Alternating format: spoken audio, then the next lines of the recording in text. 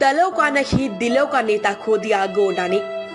कहने को तो गुल हुआ है फक्त एक ही चिराग, सच पूछिए तो बज़्म की रौनक ही चली गई। कुछ ऐसी दमदार शख्सियत के मालिक थे गोंडा के विनोद कुमार उर्फ पंडित सिंह। शुक्रवार को उनके निधन के बाद गोनार्द की माटी का कण कण बिलख उठा।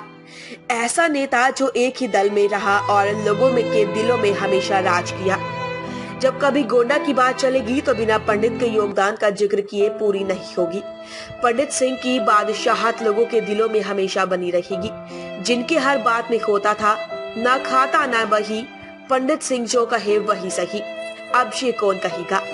आंखों में भरे लोगों के आंसू यही कहानी कह रही है कि ये सही नहीं किया।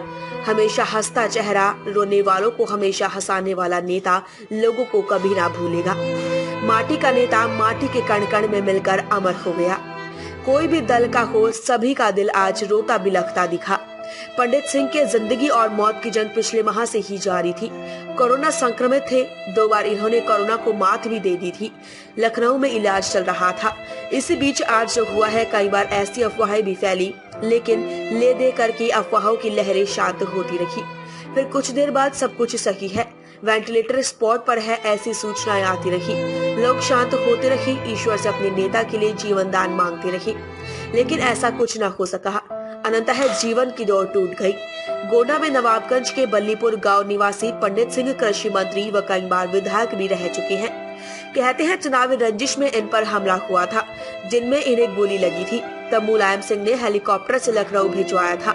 तभी से ये सपा के ही होकर रह गए, फिर कभी पीछे मुड़कर नहीं देखा।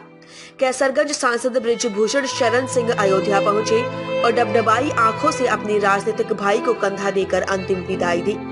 बस बरबस ही लोग के जुबा पर एक ही बात थी, बड़े शौक से सुन रहा था जमाना, तुम ही सो गए दास्ता कहते कहते।